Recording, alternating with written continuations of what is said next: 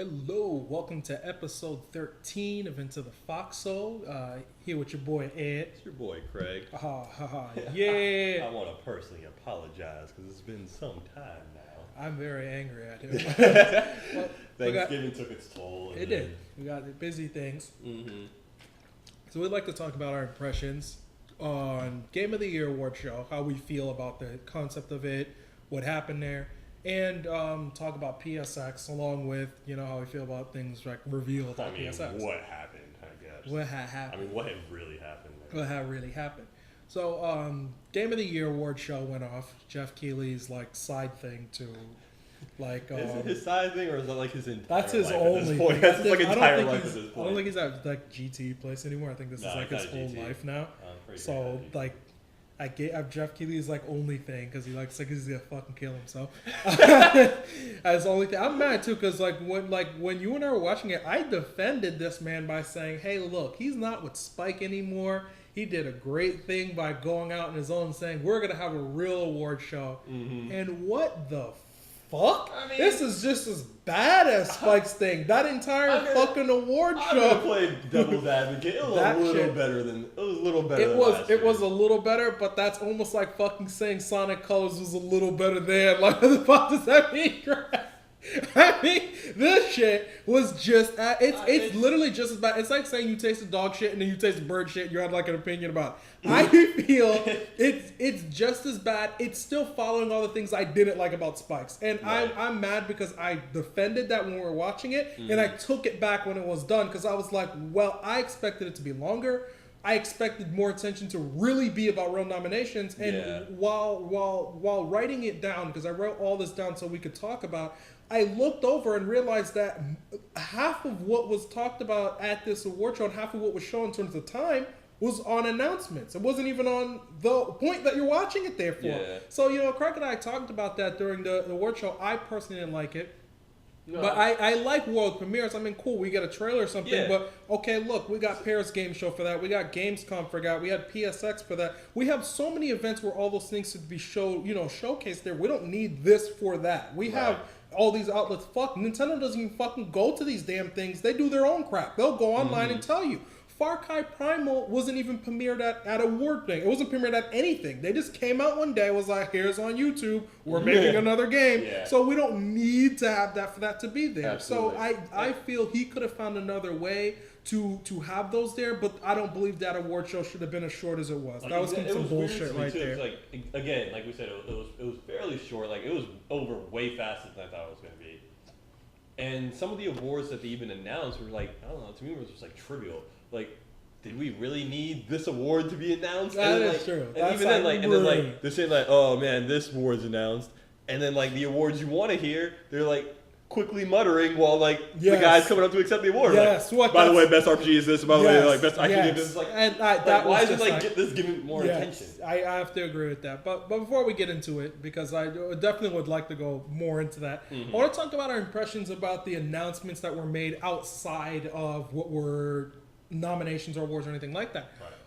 So I'd like to go into Uncharted 4. Uncharted 4's trailer, they show off, some new person. I don't remember what her name was. So it's a new person. She's some secret spy. They probably said her name, and I don't remember what it was. But it's she's looks like she's some sort of secret spy, and she's beating the shit out of them. And then afterwards, they show some montage of a whole bunch of explosions and shit. Yeah, basically Uncharted stuff. Uncharted stuff, I guess I would say. But it was okay. It was it was fun. It wasn't they're trickling out these trailers. It was so short. It was you don't really need to see more. You didn't really need to show much.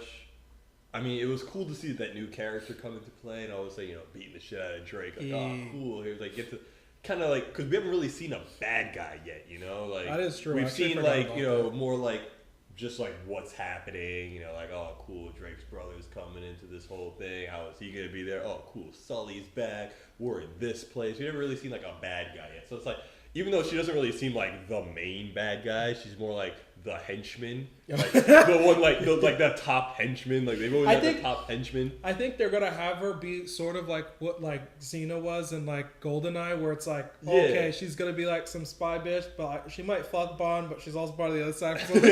So I don't know if that's like what they might do with her character. But I liked it. I liked that it was there. You get a little treat about Uncharted. I don't know why they're trickling it out as small as they are. I mean, maybe they're just kind of like savoring it up, and they're trying. March release date, right? Yeah, it's a March release date, so March 18th. Like to me, like you don't really need to put out anymore. Like just wait. I want to know why he's. I think there's gonna be a big one. I think there's gonna be a big trailer. They're gonna say, here's the main bad guy, and this is why he's really going there. To me, that's the only thing you need. Like I just need one more big trailer with that, and then that's it. Like leave it alone. Like I don't need. It's the problem with society nowadays. Everyone needs like a trailer that shows them every fucking thing that happens. Like leave something to the imagination. Leave something to surprise you. Like I mean, I get everything. I get why. Like especially it's Uncharted. Like you're gonna buy it. Yeah, I get why they probably had a short one. It might have been because they had one for PSX, or they probably have one still planned for.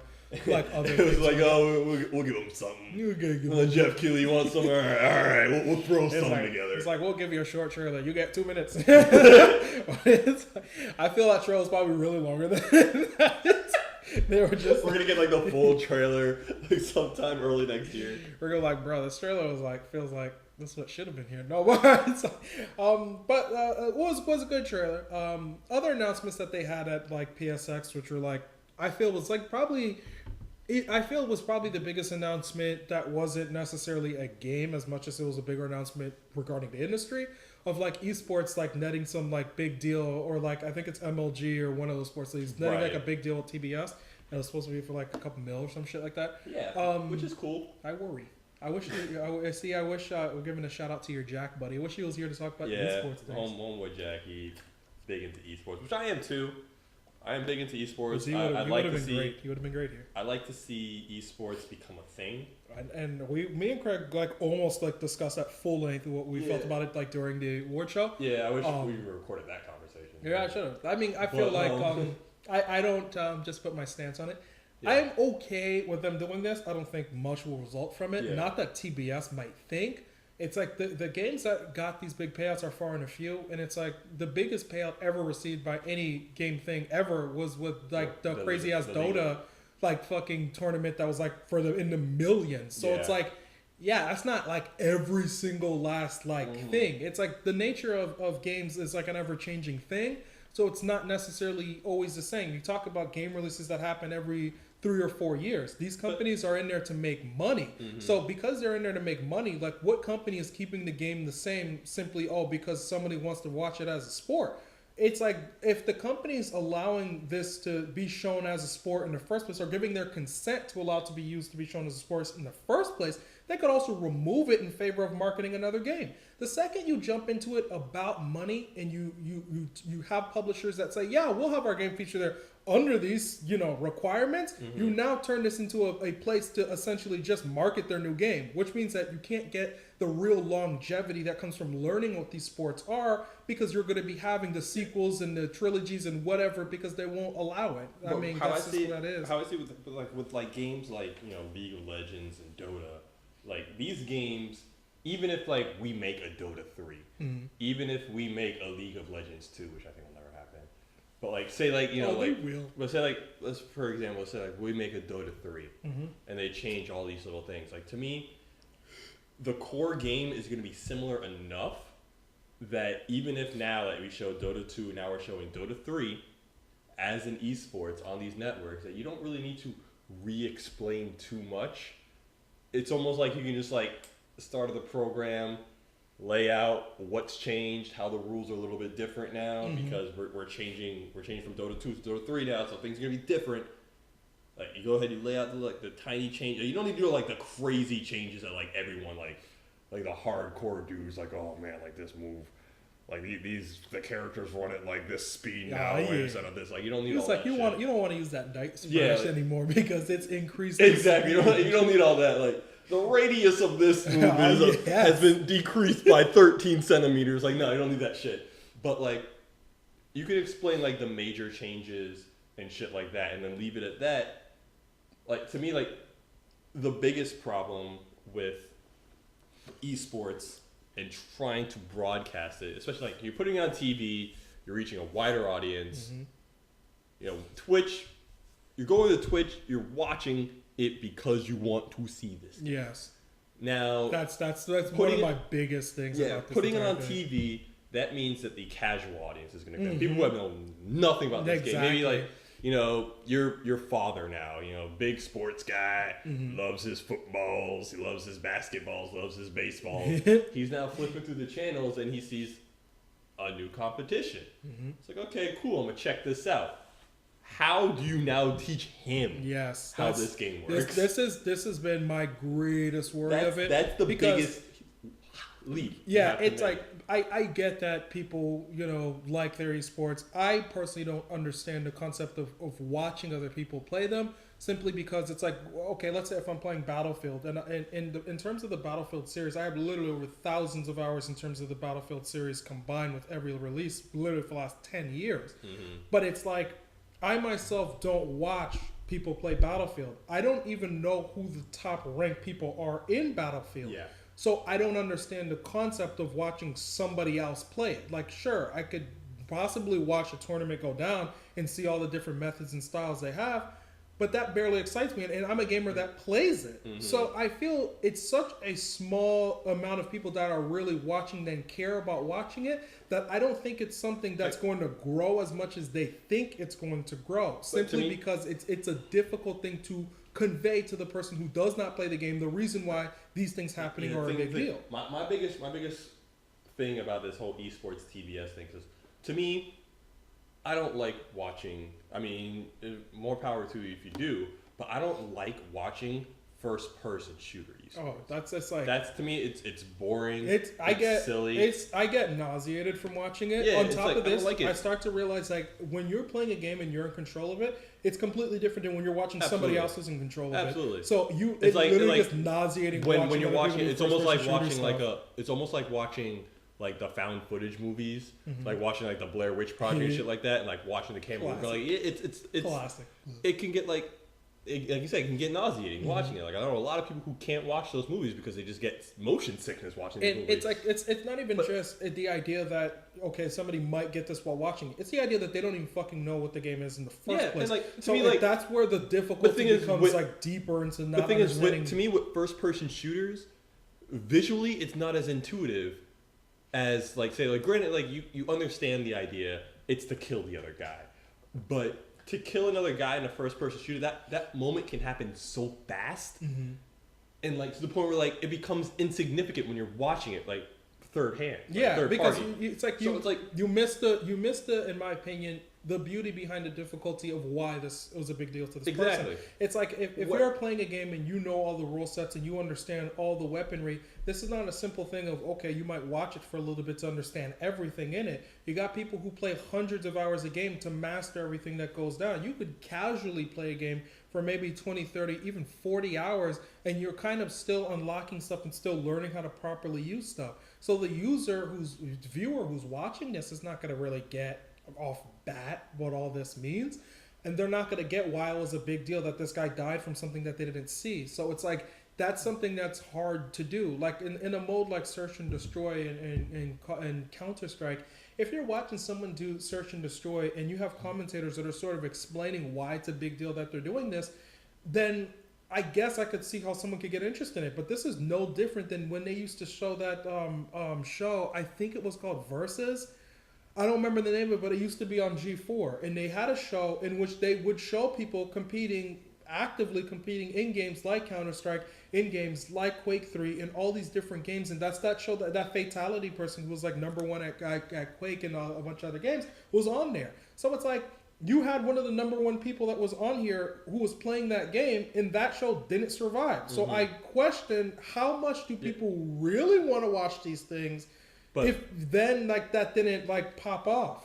But my thing is like, because that's my feelings on first-person shooters. But as we know, there's more avenues you can go down as far as esports are concerned. And to me, that's where the more interesting stuff comes in. Like watching a first-person shooter, like I said, moments happen so fast, and you can't appreciate what these people are doing in these things. Whereas something like a fighting game, something like a Street Fighter or like a Tekken, like you can see the technicality behind the greatest. This is the ultimate esport. And to me, like with this whole TBS thing, what they're doing, they're focusing on the wrong genre. They're literally focusing on the wrong. Cause it seems like it was mainly from what I saw. From what they showed, it was a lot of first-person shooter shit. I saw Counter-Strike. I think I saw like an RTS game that could have been League, and it could have been something else. Right. It could have been that Smite game. It could have been several games. It could have been Smite's third person. I didn't know what they were showing, but I know that they showed Counter-Strike for one of them, and they showed like some other. From what I saw, like it seemed to me like it was mainly first-person shooter focused, and I think that's the wrong approach because there's gonna be people who like first person. People like their Halos. I think these games are very don't get me wrong. These games are very competitive. I think for now, the thing that they should do is have the open variety because we don't know which one of these will catch on. Because it's like you could watch something where the concept of it is much more like Search and Destroy is much more understood concept. Versus something else. It's like Search and Destroy is simple. You got bad guys, you have good guys. Someone needs to plant a bomb. There becomes great excitement behind what's happening. But you have to create a visual medium. You have to create it. You can't watch it from the first person perspective. It's just you don't get the information that you need. No, it's like you would have to have like people it's like watching a football. It's like watching a football game through the quarterback's eyes. You don't get anything. No, it's like and I feel to me it's like that's why I'm saying like either you create a spectator UI that can view the game differently. Yeah, and it's like in a different mode, which is what which games like Smite do, which is games like League of Legends. Yeah, but it's like even that you're still missing those big reasons and those big moments of those things happening, especially live. When somebody's playing a game, you might have something where you are playing Search and Destroy in a game, and the entire team died, and you had to plant the bomb, and you were the only one to survive or something. This could become a big deal, but it's like reality is, it's like it becomes that big deal when you become the only person with the bomb. But the problem turns into, well, if you have this outside view that's viewing them, you didn't get in that first person view to see specifically what happened to each one of those team members that to the player tells a story unto himself. It's something about the first dude had the bomb, he died, I picked it up. The third dude had the bomb, he died, I picked it up. That could have really been what happened. So if you only focused on the person who had the bomb, you didn't really get to see the one dude that gets to do that and gets to be the hero. Well, you didn't view him the whole time because you were only trying to view what the objective was. So in your mind when you play the game, that was the hero moment. That was, wow, this happened to me last night. How do you convey that live when no one knows all those things are going to happen? Thus, they're not going to just focus on his character. Thus, they never get to see the story. So it's like, this is something where it's hard to convey those ideas regardless of genre. It's very hard to convey that idea with the exception of a fighting game because of the idea it is another person fighting another person. This person dies, this person lives. That's an idea that is conveyed very easily. I don't necessarily agree with that because I think these moments can also be conveyed in RTSs because I've seen them firsthand. I don't know if because I have to essentially forget everything I know about RTS games to really see if can I watch the thing and just out of nowhere understand it. I would have to essentially get an experiment with a person that knows no RTS game and get them to get that. Because I feel like that's even harder. Granted, the best thing, why I say fighting games is the best to show as an esport. Like, you want people to get into esports, you want people to respect. You want people to respect the genre of esports. Fighting game to me is the easiest way to do that because it's very simple. It's one guy versus the other guy. You do crazy combos. It looks good, and fighting game, the FGC is fucking amazing in and of itself. Like how hyped these fucking people get. Slapping down money matches, people legitimately don't want to fight each other in real life and shit. Yeah. It's crazy. It's awesome. A lot of fun.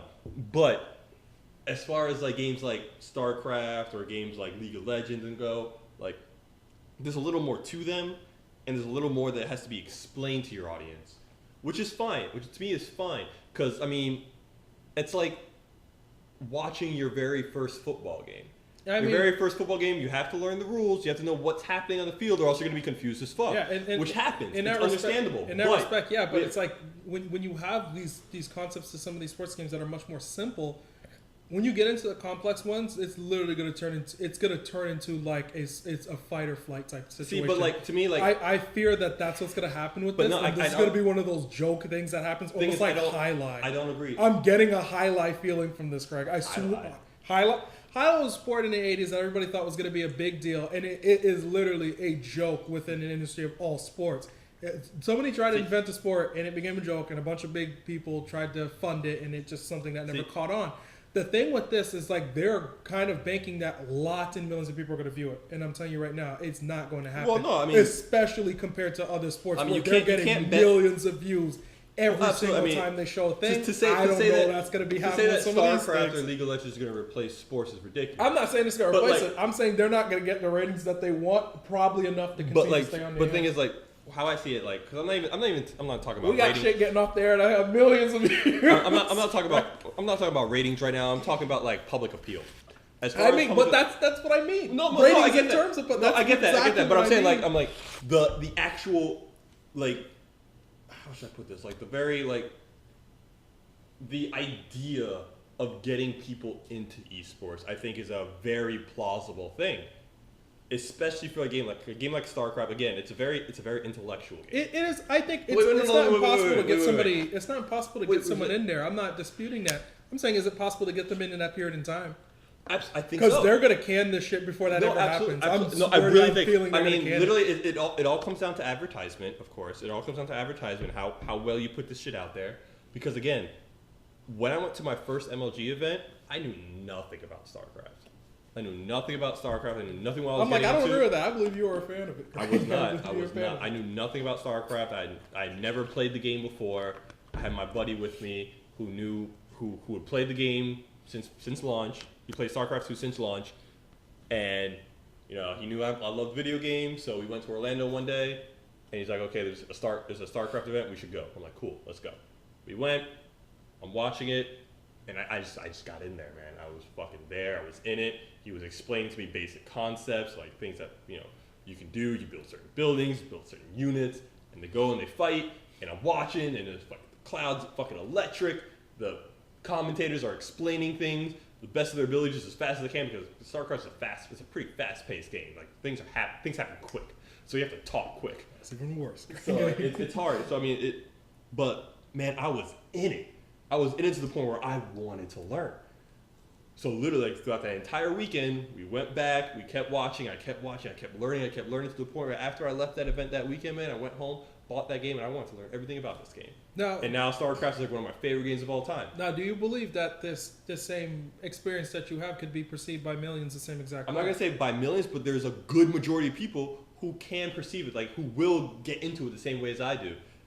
They need to show the excitement. I don't disagree. I think the real reason what got me in there was just the crowd. It was live.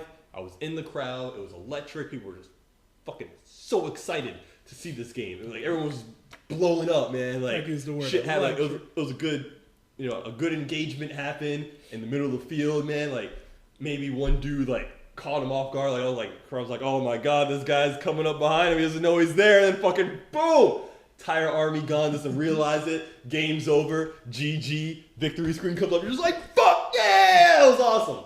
It was literally one of the best experiences of my life. I feel that this is where the idea of perception comes from. It's like everyone may not perceive these things exactly the same way. And what's being asked of esports right now is for the same way that you perceived it, for it to happen in the millions. And it's like we know that there are shows, there are programs, there are things that get off of the air that are even lesser than this that get millions of views. Mm-hmm. So it's like we know that this is a lot asking for this to get this type of appeal.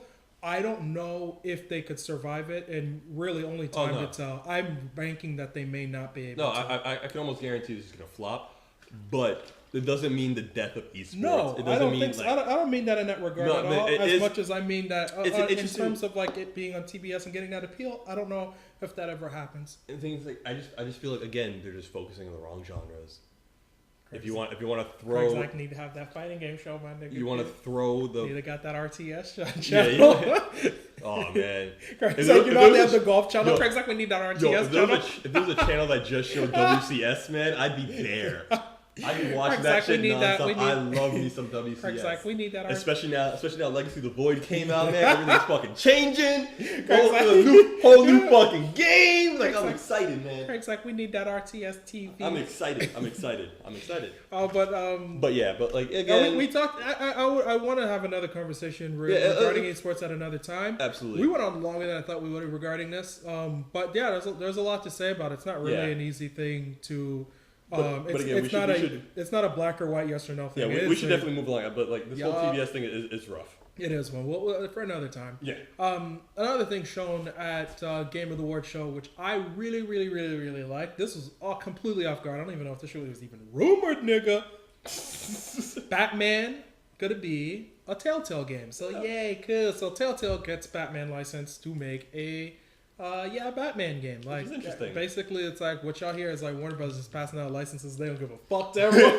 So they are passing out licenses to everybody. All right. Don't dominate it. Lego, DC Universe, their own shit. They need that Zenny, man. They need that Zenny. They just do not care. So I am happy about this. So many reasons. It's like. I don't really know much about the Batman Arkham series in regards to like how its story is. I heard some good things, I heard some bad things, but the only bad thing is Origins. Yeah, I was gonna say only truthfully about that game. Yeah. But I like that Telltale's grabbing the reins and saying we're going to do like our Telltale version of Batman. At this point, we already know it's just gonna be like point click adventure. Yeah. I'm okay with point click adventure, but I'm like, how do you now do this? Batman. See, to me, Batman really works with that. Because, like, if you look at a game, like, they already did Wolf Among Us. I know you didn't play Wolf Among Us, but Wolf Among Us is basically, it's a mystery. Yeah, they had a lot of action. It's a murder mystery. It's a murder mystery. It's got some sprinkled action scenes in there. It just has a really interesting concept. By the way, Wolf Among Us 2 needs to come out because I need to play that fucking game. But Batman really works there because, again, you don't need, because the Arkham series, they focus on the action portion. Sure, you have the detective stuff too, where he's going around and looking at stuff, but like you can literally now you can take a game and completely focus on the detective aspect of Batman, which to me is the more interesting part. Okay, well, see, I wasn't even thinking about that. Yeah, you can literally just take it down and make it the detective portion where he's like, oh man, some shit happened. Like how Frank and Miller now I gotta go. Batman. Yeah, like Frank Miller treats Batman like the detective. Exactly. Now you gotta go and like solve this crime. You gotta figure out who did it. You gotta interrogate all these villains now. You're right, though. Go around like, oh man, Poison Ivy, I saw some plant shit at the scene of the crime. What's the deal? He's like, that wasn't me, Batman. I didn't do this shit. Robin will remember that.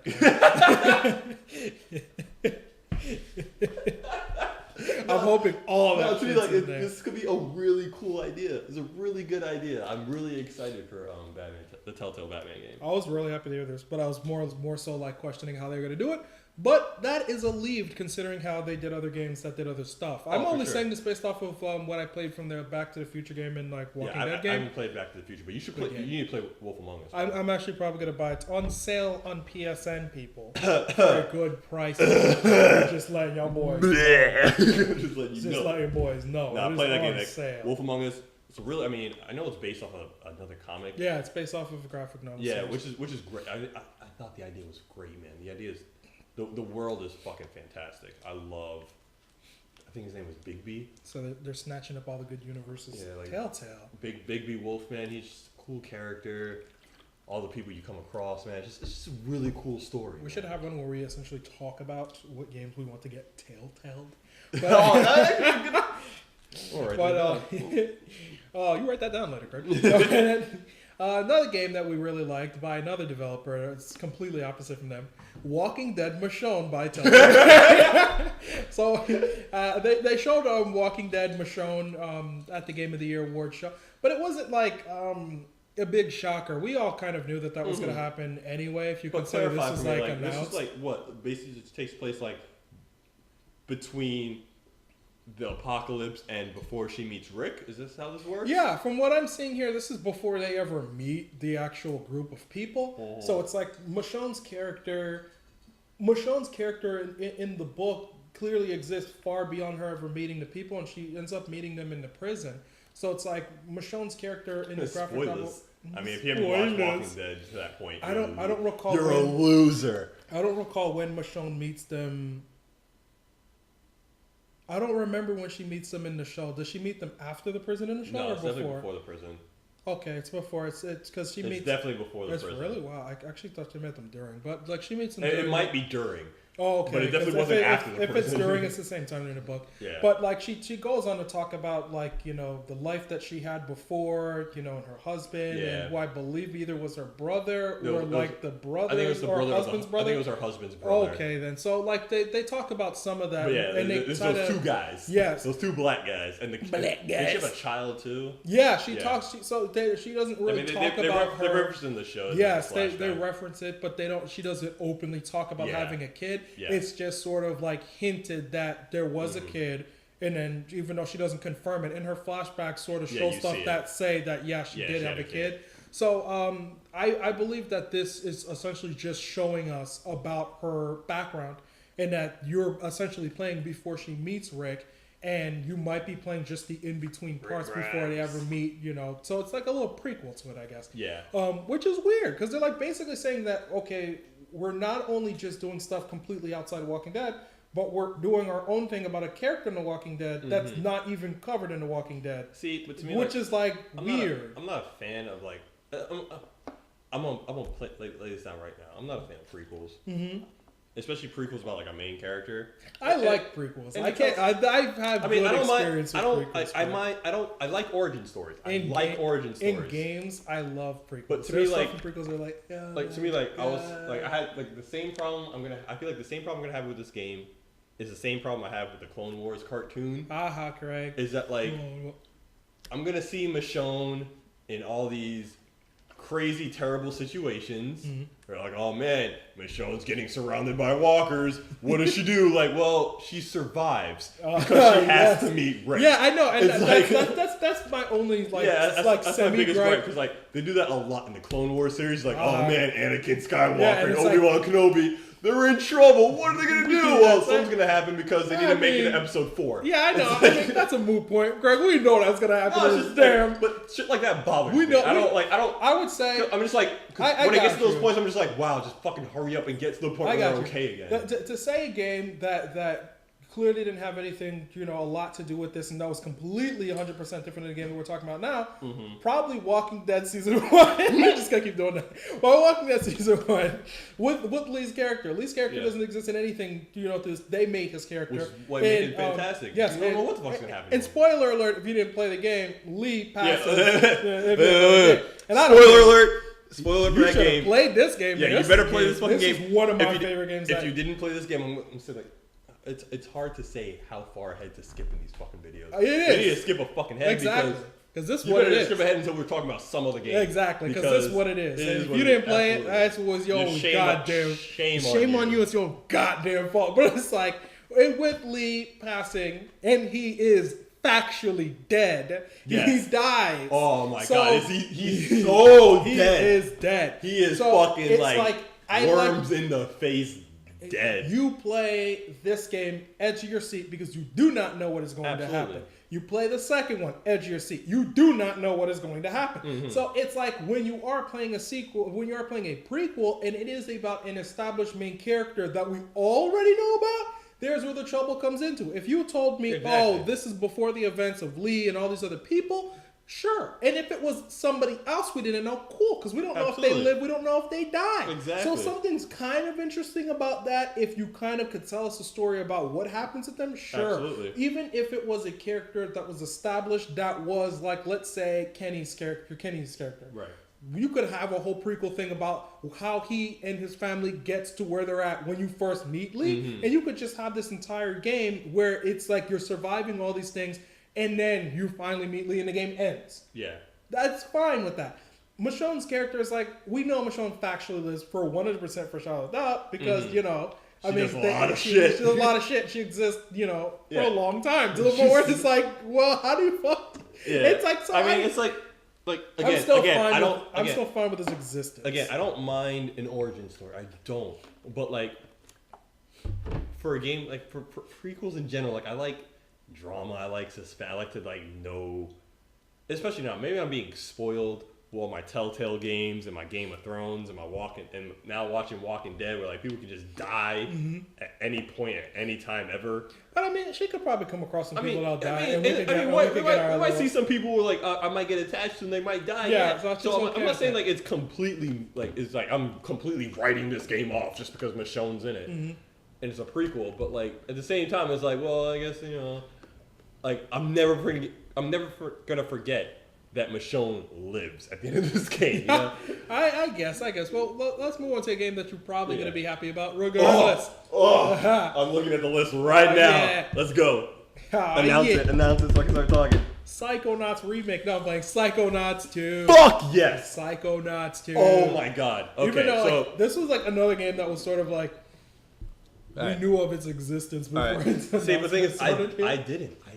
I know. Tim Schafer for the longest time was talking about that. Oh, if somebody gave me the money, I'd make it. Well, yeah. As of right now, to my understanding, it's being kickstarted right now. Yeah, so it's like what's being announced was him wanting to make it, but he's already previously announced that he did want to make it. I know he said that he wanted to make. It was more so like an inevitability. But the thing is, back in the day, when people said, "Man, I really want to make this game," that shit never happened. Nope. It's only really with Kickstarter now that everyone's like, "Oh man, I really want to make a game." That's why when a couple of years ago, when he talked about that, was more like feasible. It was no longer pie in the sky. It was now. It's probably gonna happen. Which is why, like, I was like, okay. I remember him talking about it a long time ago. Like, I'd make a Psychonauts 2. I'm like, okay, cool, but why aren't you doing it? If you're not doing it, then you're not making it. Nowadays, it's like, okay, I really want to make this game, and like people are like, oh man, I really want to see you make that game. Then, okay, I can put a Kickstarter out. The Notch, the Minecraft dude, he said he would fully back and he would basically fully fund Psychonauts 2 if he made it. Oh my god! Which is like he has millions. Psychonauts he has millions. 1. Great, he has millions right now. Psychonauts 1 is one of my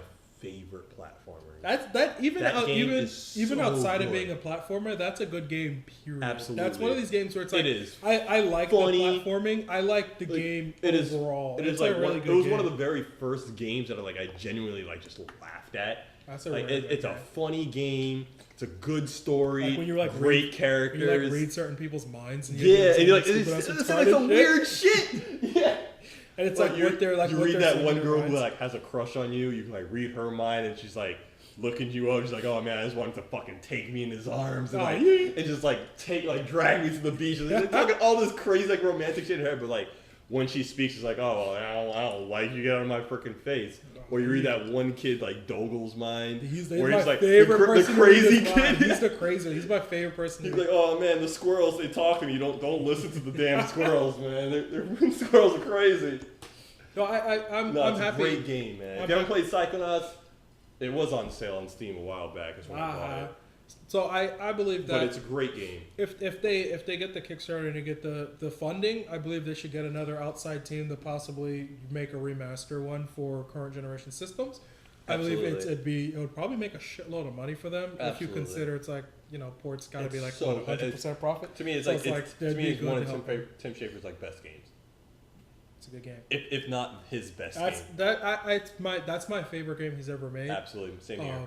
But I saw Psychonauts Double Fine is you should play Costume Quest. Costume Quest 1 and 2 are so fucking good. I want to play stacking. They're no, I didn't hear stacking. I didn't hear bad things, but I'm just playing. Stacking looks good. I played the demos, alright. With Dan, what was I saying about the Candy RPG?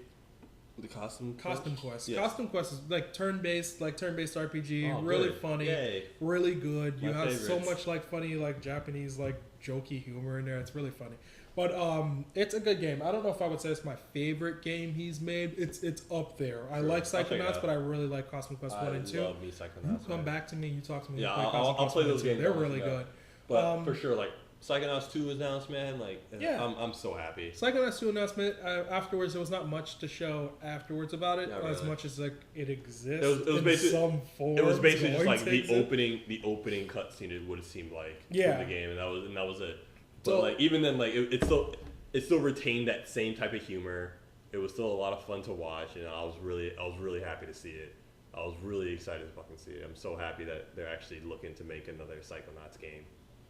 So let's go into Game of the Year winners. Before we get into our impressions of how we felt about the award show overall, essentially like to go over the winners. So Best multiplayer game. I'm not gonna say any of the nominations. I'm not gonna waste my time with that shit. Yeah. But the best all I care about is who won, right?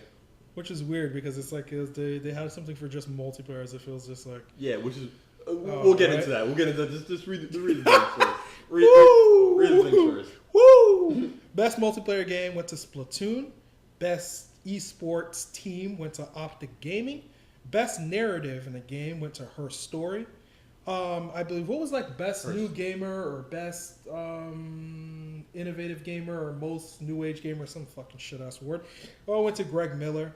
Best, it was like best like yeah. I don't know what it was for. I actually I'm, I wrote it in my notes as best journalist. Yeah, for lack of a better word, but I realized that it was towards it wasn't really best journalist. It was wasn't. Like I wrote best it like almost like internet personality. Yeah, I don't know what the fuck that was about. But I'm glad Greg Miller got it. But we'll get into that later. Go But best indie game went to Rocket League. Best developer of the year went to CD Projekt Red. Now, I might have some things later to say about best indie game if you consider CD Projekt Red owns the IP and they own their team. So, not sure how that fucking happens. Best developer of the year went to CD Projekt Red. Best art direction went to Ori and the Blind Forest, even though it couldn't see. Best. Oh yeah, that Lifetime Achievement Award went to Blizzard. And best action game went to Metal Gear Solid 5. Best voiceover for voice performance went to Her Story. And overall game of the year was The Witcher 3. Yes. Now, we have our own opinions on how we felt the award show should have went and probably shouldn't have went. I overall would say I don't like the show. I don't like how they essentially showed the announcements. I don't necessarily like I don't like how they showed the announcements. I personally do not like how they did the categories. This is gaming. And at the end of the day, if you want to be taken seriously, like, let's say, the Emmys, the Grammys, the Oscars, they don't fucking come out and just say, okay, what was the best song where a person was doing this in? They're going to tell you rap, gospel, R&B. They're going to go out with best LP, the best single. They're going to go out and they're going to fucking tell you deeply what was the best da-da-da-da-da-da-da-da. There is many genres in gaming. And to fucking have a category that just says best multiplayer. There are fucking dozens of genres that exist in multiplayer. To say that, well, let's just broaden and just say best multiplayer. So we won't say best FPS. We won't say, which by the way wasn't there. We won't say any of these things. So I'm just like, what? Huh? What? Yeah. What was the version of? That's my biggest thing. What? The whole. I don't agree. I don't agree. Categories that they focused on were very trivial to me. Like, again, the whole best multiplayer thing is kind of like, what? I felt like watching it gave my eyes AIDS. My eyes got HIV in the beginning, full-blown AIDS by the time this shit was done. My biggest thing, I know we had just talked about esports. We had just talked about, like, oh, Craig loves esports. Yay, hooray, esports. To have best esports team as a category in the video games award show is fucking bullshit. Like, what? Like, how? Like, what kind of award is that? That's like saying like, oh man, we're like, oh, what the best NFL team this year was this. It's team. like, and mind you, like, so like, why then is Optic Gaming the best esports team? It's something like an ESPY Awards. I'm fine with that. They might bust out, be like, oh, best breakout athlete. Yeah, best that's different though because the ESPYs awards are specifically. I thought my cat was gonna fucking take the microphone. But with the ESPYs. You were literally focused on the sports players themselves. Yeah, I mean, with this, and I agree with you. It's like, I don't mind that it's there as a category. I mind that it's there with the exception of everything that's missing. It's like, what the fuck? I just, we went over. We didn't have best RPG. We did not. We didn't have best strategy game. We had best first person shooter. There was lots that wasn't there, and to make even a deeper best point, platformer. Yes, like there was lots that came out. Like, so it's platformers like the founding father of gaming. Yes. And, so you dismiss it as an award, even though the genre is slightly lacking at the moment. They still exist. Exactly. You can still give it an award. There are award. games that came out that are platformers, so you can give this award. Exactly. To. So my greatest issue with this is that these things were not shown there. And the saddest part is they were there in a completely different format. So we're reading at the bottom of the screen, oh, best RPG went to this, or best soundtrack went to this. And you're just like, I don't understand. So what you're telling me is you have an award show in which specific awards aren't being shown, but they're just just telling you at the bottom of the screen. Yeah. You fucking might as well just make a press. You might as well not even have a show. Exactly. You might as well just list us this shit. This is no different than really any other award stuff you might just read online. Exactly. This is no different than like saying like than IGN's like best award. Yes, I mean it's Or not, like, but it's like I could respect theirs because at least they go in depth, specific to the genre. Absolutely. Not this. We're just gonna ignore half of these genres, just broaden this bitch up and say action. Now I'm like, okay, and I'm fine with them saying action. I'm sure if you want to say that, sure, fine. There are a couple games that might fit that category. I agree, but not in place of not having FPS and not in place of having other genres in which these games really are. So it's like I overall don't like how the show was. I personally don't want them to do it this way ever, but they're gonna continue to do this shit, and it does. And I don't like that when they do Jeff this. Keighley. Fuck that bitch. I don't care. I don't like and it seems like a lot of his fucking friends were basically getting these fucking awards, and it's starting to sound like it's like, bruh, if you got half of these fucking dudes paying you for all these spotlights, EA out here fucking you taping people playing Battlefront and shit, I'm just like, what the fuck is this shit? So who's paying for these awards? If these boys are out here and they're paying you to have these marketing deals to show this footage here, half of the award was them showing footage of the impressions that we just gave. Yeah. So it's like, how is half of the award this? Yeah. So if half of the award is just showing us advertisement stuff, how deeply is the whole purpose of it really for that? So how do we know how many of these awards were really gotten because of that purpose? I ain't trying to accuse anybody of it, but I'm saying it don't make no damn sense that it existed in the fashion in which it existed. So I don't know if I want to go in too deeply about how I feel about it for another time. But I overall don't care for it. No, it was. I think the best term I can give it was just messy. It was like the whole thing was just messy. It was very like unfocused, and again, it was just messy. Like it didn't feel right. It didn't feel like a video game award show. It just felt like, you know. I put it this way. Let's see. I can't even. It didn't feel like an award show at all. I mean, reality is, gaming needs a greater respect than this. Yes. And when you sit there and you go to the Grammys or you go to the Oscars or you watch any of these things, you don't fucking see this. You don't see. Okay, have you ever seen either Academy Awards, Spirit of the Awards, SAG Awards, where half of the fucking award show is just saying, this next movie's coming out, this next play's coming out, this next album's coming out. I've never seen something where half of the awards was just an advertisement for other things that are coming out. Absolutely. I've never seen that before. So I don't like the excuse of people saying, well, you know, gaming's early. It is early in, but we're at a time where you could respectfully still do a respectful award show. We literally just won what they did. We literally just won a court case to make ourselves an art form. Exactly. Like, So you can, it's like, you can respect it to the point where like you can treat it as such. You can make award shows. I mean, granted, yeah, sure, they did best art direction, cool. But like, you know, there's so many other genres of gaming, so many other facets that we can explore in gaming that you can like focus on. The fact that so many genres was skipped was enough to say I can't respect the award show that skips that many genres. Absolutely. So again, the fact that you skip RPG and platformer is like what? The fact that RPG was a side thing on the bottom of the screen. Yeah, like that's to me that's silly. I don't agree. That is fucking we deserve silly. better, Greg. But absolutely, we do. For award shows that are not award shows, but for how can I say this? Conferences that we did like. For conferences that were actually real conferences and not, award shows disguised as conferences to advertise. PSX 2015. Lots of good announcements. I won't go into all of them considering that we already have a news thing where we fucking do that. We'll go into what we liked. We'll go into what we thought was really interesting enough to talk about. Ni no Kuni 2, Greg. Woo. Ni no Kuni 2 was announced at 2015 PSX. This was this year was one of these weird years where it's like, bro, when you get a fucking year where Psychonauts 2 just got announced, Shenmue 3 just got announced, Final Fantasy VII is getting remade. It's like, bro, at this point, we're not holding nothing back from being announced. Right now, there's nothing that could be held back from being announced. Exactly. There's nothing that could be held back from being announced. Nigga, they could come out tomorrow and say Skies of Arcadia 2 is coming out. And it's coming. So at this point, we joke about this. Gradient 4 is coming. Gradient 4 probably going to happen. At this point, man, fuck it. All the wildest assumptions ever are basically being announced. To the point where it's like, fuck it. So it's like, Ni no Kuni 2 was announced, and we were just sort of like, it wasn't a heart stop moment. It was, I was expecting that. And I felt our hearts were ready for Ni no Kuni 2. Absolutely. How did you feel about Ni no Kuni 2 following the Assassin's Creed, Final Fantasy, this is completely different than the last game concept? See, okay. I have.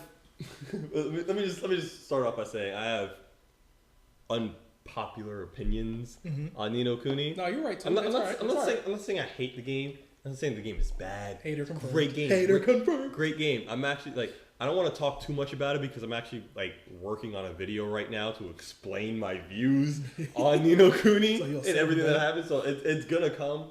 I promise you, it's there. It's like half written, scripts half done. I promise it's coming. But man, Ni no Kuni 2, nothing gets me more excited because I want to come back. I want to come back to that world. Although I was not as impressed as I was with the first Ni no Kuni. I'm sure this is like, it's coming as a shock because I love this shit. I love Studio Ghibli. I love Level 5. I love everything that they do.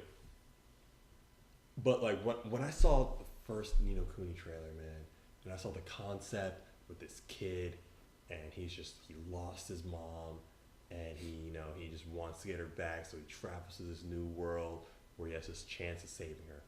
Fucking fantastic, beautiful setup. Whereas this one, I'm not really sure what's going on. It's like from what I've seen, it seems like all right. There's a boy that becomes king. Yeah, it seems like this kid just trying to get his kingdom back. No, it's like he becomes king by some like strange means. I don't know if somebody like he knows dies or something. Yeah. And then like there's like this evil dragon thing. I don't know enough about it to cast any real like solid judgment on it. It looks solid because again, the world is fantastic. I like what I saw. Ni no Kuni, the world is so good.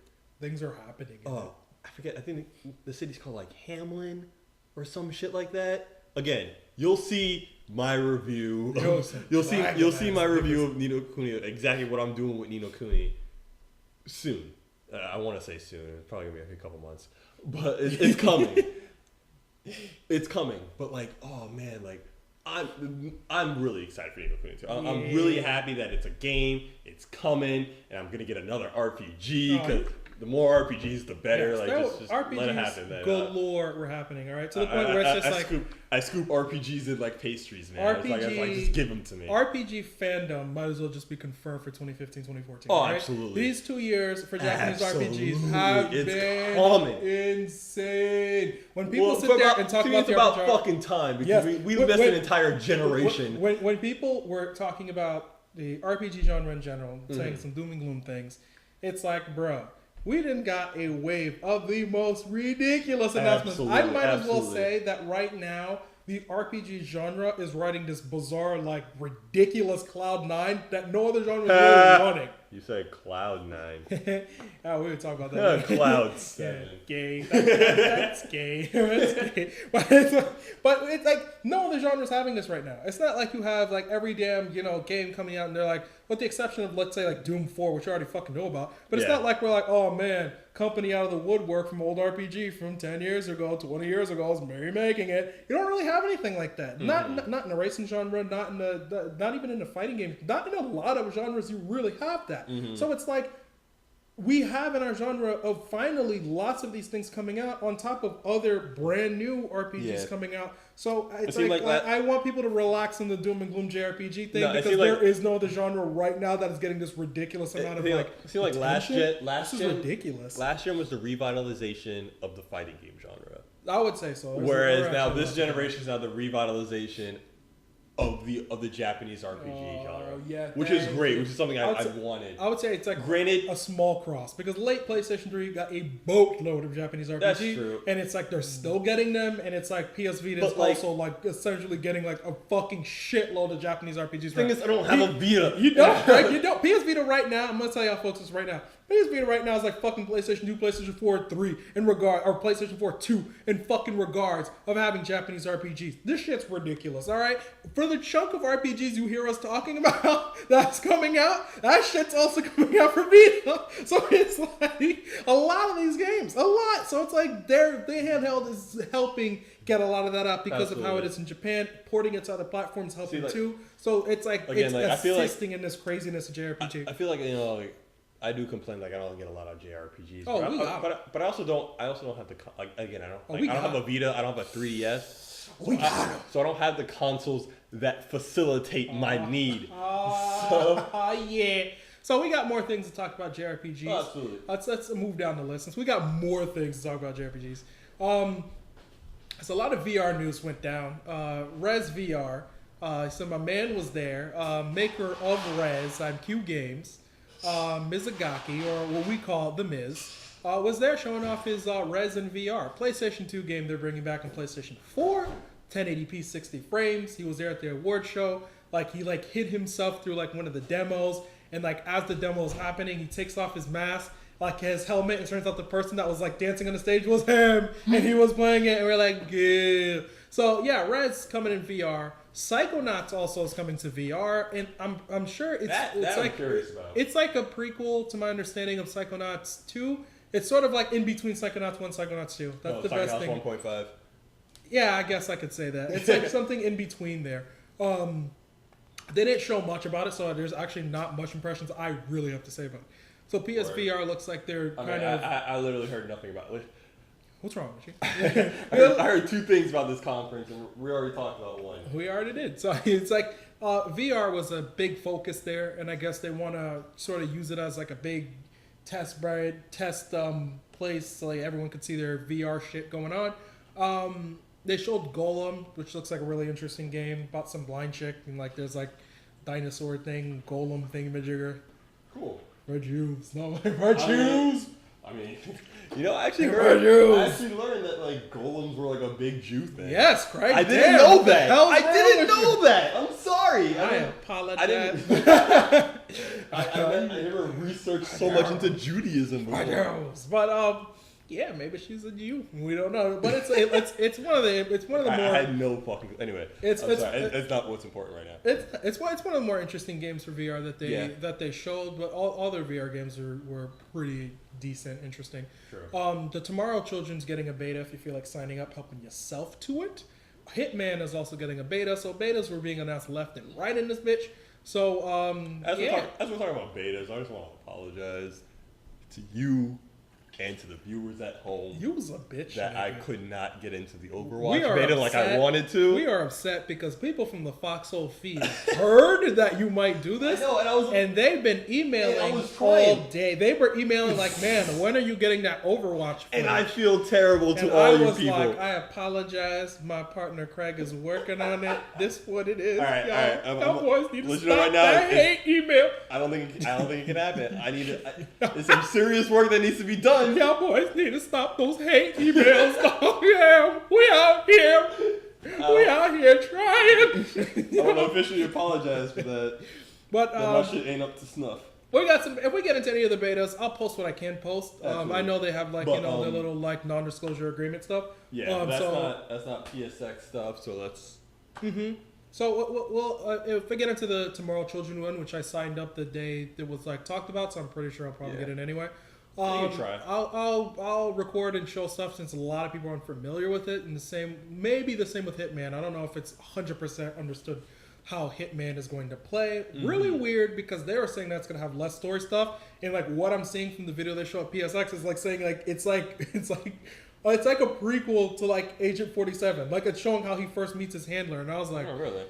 All right. Okay. I'm like, so you're showing us this and you're saying the beta's coming. In my mind, I'm just like, is the beta this? I mean, I know that's weird to think that, but come on, y'all. Damn, y'all announcing the fucking beta date when you're showing us this trailer. So we're right to put these two days together and assume that that's what we're doing. So I don't know how much story stuff is in there. I'm actually shocked that they even showed that because I assumed there wouldn't be story stuff in this game like that. Mm-hmm. But let's talk about the meat of it. What was shown at the beginning of the conference. So this is going to be like the rest of the podcast. It would be. So we're looking at one of our meatiest casts because this one's going to be pretty meaty. We're not giving no fucks. This shit is ending whenever we fucking give a fuck. Yeah. So this shit was we've had you better back and forth. You better put like an annotation or some shit in there, like take a break after the game of the year stuff. Done. This is gonna be big shit. Done. Bad you were. Done. I mean, you don't know what it is. Done. So Final Fantasy 8 was no. So Final Fantasy VII. Squall's back. So Final Fantasy VII remake announced. Showed a new trailer. So we got a new trailer showing the gameplay. And it fucking sucked. Wow, let me tell you exactly why it sucked. No, I'm kidding. Wow, Craig. Wow. So we have been I actually like viewers. Semi-divided. I would say the community is semi-divided. community for sure. But I personally do not give a fuck. Fanboys hate everything, so Absolutely. I don't give a fuck. Fanboys will hate everything until the game's out. They hate everything. They're like, that man's hair wasn't going to the left, it was going slightly to the right, showing his love for Shinra. He doesn't love Shinra. That's what they're gonna say, Craig. They're gonna be like, it was representing his love for Shinra. Absolutely. They're like, wow, he doesn't love Shinra. He's no longer part of Avalanche. No, notice how Barrett wears the sunglasses, thus shading his eyes from the truth. Like Barrett knows the truth. Man. So it's like, you know that they're going to have all these fucking deep philosophical reasons why this shouldn't be this or this shouldn't be that. Let me just say right here, the day this fucking game was announced, okay, and this is the weirdest thing, and I made sure to be crystal fucking clear on this shit, okay? Day this game was announced, pretty sure we went crystal clear on this bitch. Day this game was announced, director came out and Nomura came out. The director of Final Fantasy X, I think his name is like Katense or Katase. Yeah, Katase. Director of Final Fantasy X. Yes. Director Katase. of Final Fantasy. Director of my favorite Final Fantasies. This man comes out and states it ain't gonna be a carbon copy game. Mm-hmm. He very much states if you want a Final Fantasy VII that just looks better, this is not going to be it. Yes. He makes it so fucking clear, and he even states it will not be like the same gameplay. He makes it very clear, and states if you want to play a better looking Final Fantasy VII, you can right now on PC and PlayStation 4, but it's not going to be it. Yeah, I mean, I'm fine with that. I understand what they mean. I was upset at it at first. I'm not gonna lie. I was right there with everyone, like on the front lines. Like, man, I want it to be turn based. I was okay with it. I want it to be turn based, but like, the more I think about it, and like, it literally as we're speaking, I'm downloading the higher res version of Final Fantasy VII. Oh, that's and to me, like I guess if you want to play your turn-based Final Fantasy VII game, you want to keep that pure essence that you've been criming for. Play that version. Agreed. That's the version you need to play. But yes, like you said, it's a completely different game, and it's just I can't help but not love everything about it. Like it's so hard. It's so hard to hate on this game because it's fucking beautiful. Yeah, it looks amazing. It looks amazing. I like that they did make the gameplay choice of changing it. But it's like Craig and I had talked about this on a previous podcast regarding remakes and remasters and a whole bunch of other stuff. And we made a big deal to when we had debated the concept of doors in Resident Evil games and would in a remake a door appear or not appear. It's like we have people.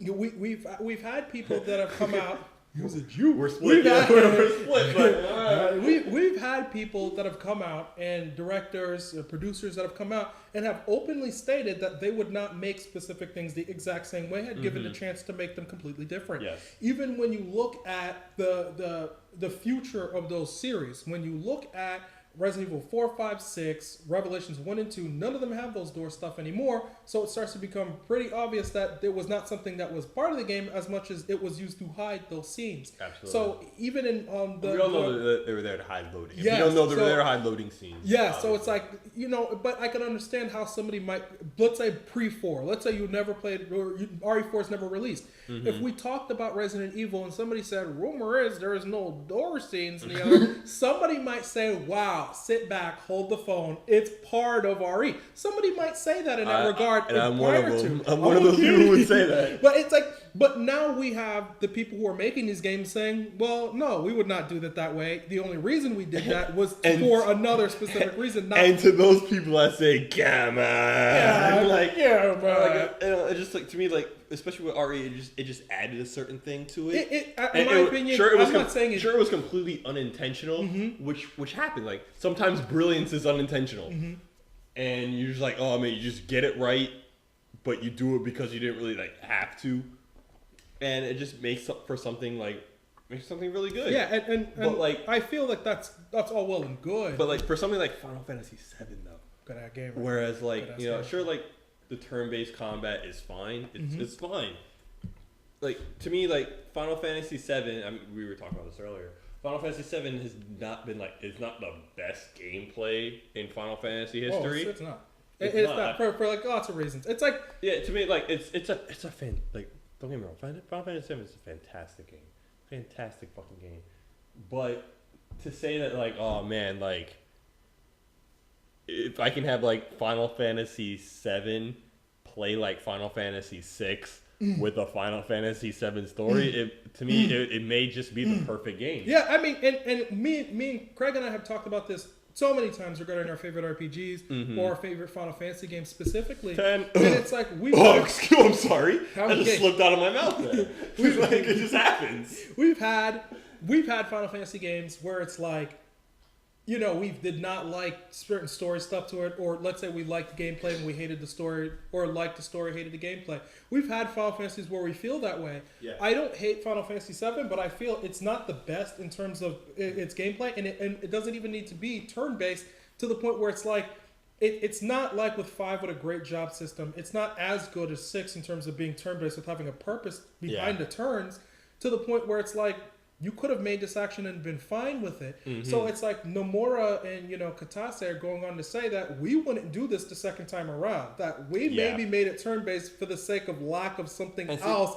And that's what it's starting to sound like. You didn't really have no Devil May Cry feeling type fucking games. It's one of those things like, man, you didn't have Kingdom Hearts type feeling games like back then, I like any like developer. We were still in the infancy of 3D. So it was like, what you have to understand is we're not just talking about 10 years ago. You're talking about 20 years ago when they were in the infancy of 3D. Absolutely. So you're not just talking about 100% fully advanced, because even the games that went on to be these amazing hack and slash games went on to perfect those things 10 years after 3D was developed. Absolutely. So I don't think anybody is in this expectation that Final Fantasy VII, the way it was created, was 100% what they want. We don't know that. I don't know. I agree. To me, there are very few developers that I get behind and was like, oh man, I trust you. But I guess like Nomura is one of those. Nomura and Katase, both of them are my favorite. They're both great. As far as like Square developers are concerned, like they're great. They haven't put out a project that like I was disappointed in. So like to hear like Nomura was like, listen guys, like this is just like trust me. Like this is gonna be a good thing. I'm just like, like he can tell me like, oh man, we're making Final Fantasy VII and RTS. I'm like, I don't know Nomura, but I'll follow you. Like, it's like because it's his project and because it's like it's his baby, man. Because they worked on it. It's like they know what they wanted. It's like you and I. So I'm pretty sure, I don't think Sakaguchi did the original. No, Sakaguchi didn't do Final Fantasy. In fact, Final Fantasy VII was one of the first one he didn't. Yes, it was one of the first projects he didn't. And I if not 6 might have been the first project that man did not work on. If not 5 or 6, he might have done 6. You could look it up, but I believe 5 or 6 were the ones where they had him sit back as producer and somebody else eventually directed. I don't know if they felt comfortable with him in directing. I personally actually don't like Sakaguchi's directing. I feel he's fine. I personally feel he did the worst Final Fantasy games. I feel the greatest era of Final Fantasy games, truthfully, is without him. Debatable. 6, 7, 8, 9, 10. He did 9 though. I don't look it up. I'm pretty sure he did 9. I don't know if Sakaguchi does 9. I'm almost positive they stopped. I'm pretty sure it's like one of the ones he stepped back in. They stopped having him direct for a series of Final Fantasy games. It was either he stepped back in or he was like, this is what Final Fantasy should be. But it's like I don't recall him continuing on after the fact. But we got pretty good. Anyway, let me go with Final Fantasy VII first. Keep talking. We got some good. I'll do research. You're a good kid. We got good FF games, and we got some that are meh. I believe that the ones that should be turn-based. Final Fantasy VII was actually directed by Katase. Yes. So. So again, bingo. Yeah. So it's like we got good ones that were done well and had great purpose behind being directed a specific way. If they're telling you that, hey, in the infamy of making with this new technology in 1994 and having all these experimental things that are going on, it makes great sense to have have us experiment with having stuff that's specific to turn based. So he was producer. I'm sorry. Yeah, he was producer. He wrote it. He wrote it. Yes, because he wrote it. He produced it. Sakaguchi stops directing after a series of Final Fantasies. There's Ito too. Ito. Yes, like he's one of my favorite too. Ito's another so one, that's why what I mean. That's what I mean when I say the best Final Fantasies were not directed by him. Like I hate to like smash Sakaguchi like that because he can make a good game. No, I think he conceptually has great ideas, but I think he cannot convey them as better as these other guys can in terms of real design. Right. His design, in my opinion, is not that good. Not in comparison to these directors, the Katase or Nomura that are doing it. They, in my opinion, have directed the best Final Fantasy games. I guess Nomura is really just Kingdom Hearts, huh? He's just Kingdom Hearts. Like the projects he's working on now, those are technically like his first Final Fantasy projects. I'm pretty sure he directed Advent Children's movie too. He might have had a hand in those. I'm pretty sure he directed that. But we have some of those projects that feel that way, where it's like the gameplay we know maybe didn't need to be turn based. In 1994, and with Final Fantasy VII, 8, and 9, these are one of the titles that we're gonna chalk up to. It probably did not need to be that. I'm fine with the turn-based like titles that they have now.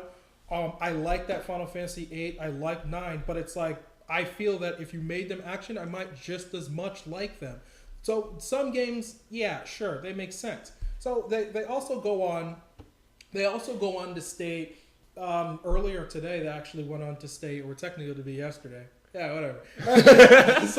so yesterday they go on to state in great detail what they mean by like when they were talking about the action sequences, and they stated something like the little bullet thing of ATB thing they said is still in the game. On top of you still have material and you still have strategy stuff to do in the game. Yeah. He stated you do not need to know how to play the game by technique. There is nothing like that in that game. He stated specifically, you do not need to know any technique to play the remake. There is not, it's not Devil May Cry, it's not Onimusha, it's not Ninja Gaiden. You don't have to learn all these crazy movesets to know how to play the game. Yeah. He made a great deal by saying, it almost seems to me like it's almost going to be akin to like Crisis Core and like how that game was designed. That's what I feel it's probably going to be like. I even feel the animations that you see happening are merely academic. When you press the button to attack, it's probably just going to attack based on whatever your strength is, but it's just lack of you sitting back and watching him do it. Yeah. I don't think it's like you have to specifically do something. I believe if you're close enough to a person, you're 100% always going to hit the person you want to hit. I don't think it's something that they're just going towards the realm of making it more actiony, but conceptually, what you do is still in the game. You do still attack people. You could still use material. You could still use magic. You still have the ATB system. You still have all that shit that's in there. So it's like, this is basically saying, okay, this is the difference between you watching a person jump and hit him and you physically jumping and hitting him. Yeah. I mean, that doesn't change that much, in my opinion, because you are still conceptually playing the game. And it's like, I don't think they could just say, oh, let's make it turn-based, as if we knew they always wanted it to be that way. It's like we said with the doors with RE, and none of the new REs have the doors. And it's like, even with Craig and I had a heated discussion regarding Hideo Kojima. Heated. And it was like, Kojima designing the very first Metal Gear, though very revolutionary at the time of designing this genre for the first time, is clearly with its faults. It has faults all over the place. But it's like when Hideo Kojima talks about that game, he wants to remake it. But in no way, shape, or form am I imagining the game I played, he's going to make it 100% exactly feel and do everything the same. Absolutely. Because some of the things that happen in a game merely happen due to not being designed properly. So because not designed, but not necessarily had the technology to convey the things they wanted to convey. Cameras don't just move left and fucking right and then you get hit by the shit. That's not how it works in real life.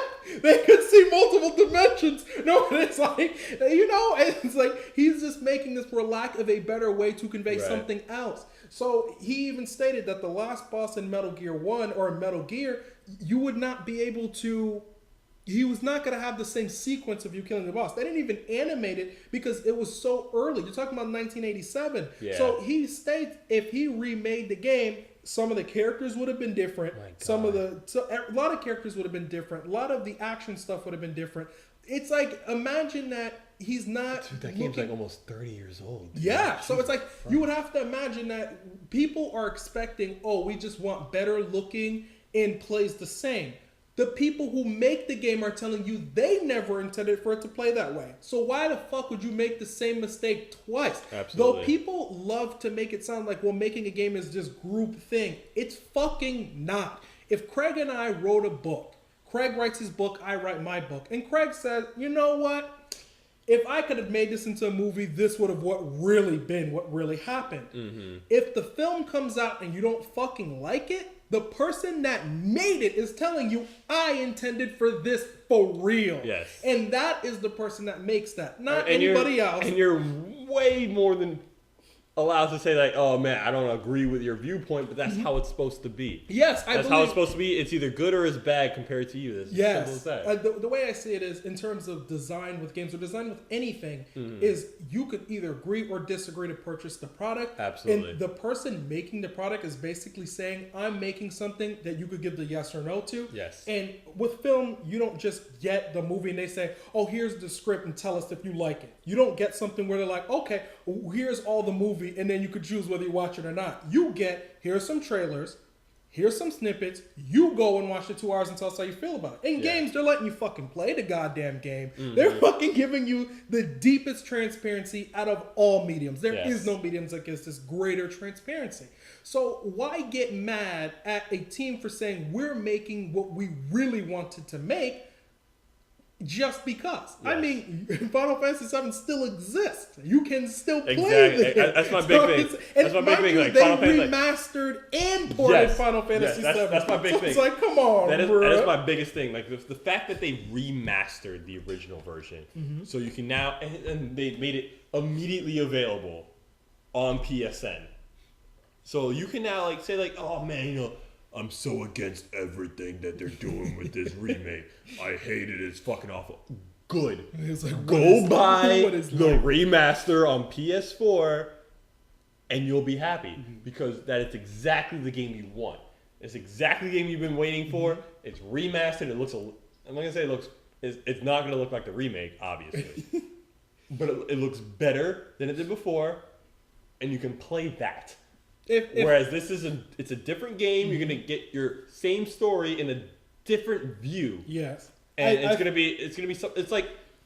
It's like watching. It's weird. I'm gonna put this reference out there, but it's like watching the original King Kong and then Peter Jackson's King Kong. Those are two fucking different movies. Yes, it's like way different movie. You watch the original you watch the original King Kong movie. And the female protagonist is just like this fucking monkey, wow! The whole fucking movie. Whereas Peter Jackson's movie, I forget her name. It was a nobody girl. Yeah, she was this chick. She played. It was a nobody. She played the woman, but she was a lot stronger. She was a lot more like. They gave her more character, more depth, and it's like when that's what happens. Yes, it's like when the medium evolves, and the medium could now evolve to convey these type of things more. It's no longer about getting to one level to another. At the end of the day, Final Fantasy told a narrative that it was unable to convey properly to what we consider game mechanics today. And there's no possible way you could sit there and say, well, we're going to continue to use an old design in a new generation. It's like they in their minds, Final Fantasy, in their minds, the way they imagine it is something different than what you physically played. Like, to me, I don't know how many games are 100% exactly what every single person wanted in the I'm not going to lie. When it was first announced, I was on board with everyone saying how, like, this game needs to be exactly the way it was. I was there. I was that guy. Saying, like, man, this game needs to be exactly the same it was. It needs to be fucking perfect. Like don't, like, if it ain't broke, don't fix it. I want to know what you feel about this next. I was right there. I was right there with people, man. But then I saw this trailer. I'm seeing what they're doing with it, and how they're expanding the world, and how they're like adding all these like different scenarios and adding like especially like they're like adding more to like the other Avalanche people. Mm-hmm. Like those boys did not have that much line. No bullshit. They did They not. did not say that much. Like, they said more in that trailer than they did. They in the are completely game. like Biggs, Wedge, and Jesse are completely forgettable characters. You don't give a fuck about them. But the way they're portraying them in that trailer that you saw, it was fantastic. It was fantastic. To the point where I was like, man, maybe this should be changed a little bit. And that's just what we're talking about. The idea of it's when they say it's a remake, they literally mean it in the greatest terms that you possibly can. It is not the industry standard remake. It is a legitimate remake. It is straight remake. And to me, it is. They are making it again. Like when you look at like the movie industry, sometimes the remake can be like gross. Yeah, when you hear the word remake, it's kind of like, oh man, here we go, oh my God, cash cow, blah blah blah blah. No, but then you look at something like Lord of the Rings. Peter Jackson's version of Lord of the Rings wasn't the first film adaptation of this movie, but he decided to do it again, and he did it better. He did it better, and that's what it feels like. Granted, the game's not out yet, but that's what it feels like. This remake is going to be. It's going to be the new version of Lord of the Rings for Final Fantasy VII. And it looks fantastic. I agree with that. It looks fantastic. It looks amazing. It not only looks amazing, it's like I love what I saw from the gameplay stuff. And and before I tell you what else they announced today, I want to say that the gameplay stuff, when I first seen it, it's almost like we don't know how it plays. You might be looking at it, but technically speaking, you have a general idea, but you still don't know. Yes, like technically speaking, Final Fantasy XII, you have it where you can control the character, but you could also press pause and also essentially allow the characters to do the animations that you just told them to, or do the actions that you just told them to do. Though I don't believe that's what this game is doing. I can't go on and say it's full board, 100% action, and it always requires what you're doing. Yeah. It is still an RPG, regardless, first off and foremost. Putting a gun in front of something doesn't make it not an RPG. Making you be able to physically play the character doesn't suddenly not make it an RPG anymore. Cough, Witcher, cough, yes, Dragon exactly. Age, cough, Fallout. So it's like, no, it's like, when did it get defined that an RPG, you don't control the character and the character does what you want to do? Yeah. It's one of those things where it's like, come on, that's not really 100% what defines it. And I mean, you got to consider, like, I mean, I'm not gonna, again, I want to completely I want to like be hardcore on this. I am a turn-based RPG man. I love turn-based RPGs. It is my thing. One of the best games of all time. Again, my favorite game of all time is Final Fantasy X. Like, my next favorite game of all time is Grandia 2. No, you haven't died for your sins. It's all turn-based for me. I love turn-based RPGs. I love all RPGs. Turn-based, I love. Oh man, we're I have a soft spot for RPGs. That you're okay with it being action? You fine with it? I am okay with. You fine with the action gameplay? I'm okay with it being action because I prefer. Because to say a game like Kingdom Hearts good ass game right isn't an RPG. Good ass game I right love there, RPG. Good ass game right Kingdom there, Hearts bro. 1, Kingdom Hearts 2, Kingdom Hearts 1, Kingdom Hearts 2, Birth by Sleep. Some of my favorite games. I love those games. And to say that those aren't RPGs, it's blasphemy. And to me, again, I'm pretty sure I've said this earlier, but like to me, from the little bit I saw from that gameplay, it seems very Crisis Core-y. And if you haven't played Crisis Core, shame on you. Ooh, good ass game. A great fucking game. And that seems like that's where this game is going. And that's fine. That is completely okay. It's completely. You don't like as much as I would love. I mean, I still believe that there needs to be more turn-based RPGs. I'm gonna let that out. We still got some good ones coming out. We have some good ones, but like I want to see more. But the way this game is played, I have no problems with it. Agreed. Now again, like there's other things I want to talk about with the trailer that like I loved, but like we can. Because I was gonna bring up some of gonna bring up some of the stuff that they came out to see how you felt about it. Oh, absolutely. Essentially, they were stating that there was going to be some multi-part stuff coming out for this game, and that it wasn't going to be released in the same fashion that you might get released. And a lot of that, I know its initial like announcement, what they stated that came to like question marks of what do they mean. Yeah, it's like a lot of that sounds like they're just trying to say that 20 years ago, making this game, if you're making it to today's standards, you're not really talking about a small game. You are talking about a fucking massive undertaking. I'm gonna give you my entire opinion about this because I mean I've heard all everyone's different sides and shit like that. It's very, you gotta be very particular when you're doing this. You want to release it in multiple parts, it's gotta be a specific way. First off, you can release it in all these chunks or whatever, but at the end of the day, I am not paying like $250 to play all of Final Fantasy VII. No. It needs to be priced. Yeah, properly. I don't. We don't know what the pricing. Yeah, I don't what think the pricing it's line is going going to to be. Pricing full Who knows? Like I'm not paying like $30 for like 7 parts of this fucking game. I refuse. Yeah, that's ridiculous. I don't think it's going to be. Like I don't think so either. I don't think it's going to be like that, considering that it's like how Square described their whole multi-part thing. It's like Square has already released, episodic games before. This is not their first time releasing episodic games, but they didn't describe it this way. So it's like it makes you wonder 100%. The only person that said episodic was like, I think it was like Sony of America. Yeah, it's like when they it was someone that like completely had no say in the matter. It was someone that wasn't actually part of Square. Exactly. So like no one knows like the word episodic shouldn't be attached. Yeah. So to this. because I'm not sure that's what they might mean. Now they've stated like some reasons behind why it's a possibility they could be aiming towards the game being cut up in certain segments. And a lot of it comes down to the age of the game. Yeah. And a lot of it also comes down to what people are demanding from a game that is essentially trying to seek a concept from 20 years ago. It's like I've talked about this before regarding the expectations of a game either being remade or a sequel from something that's a decade to 20 years old. And a lot of that's like, okay, let's say an airship. You might say, okay, we have a town here, we got a town here, we got a town here, and we got an airship. Final Fantasy IV, one of the best examples to use this for, you literally go from land, air, sea, to even underground. Yes. If you were to say, oh yeah, well that happens in Final Fantasy IV, sure.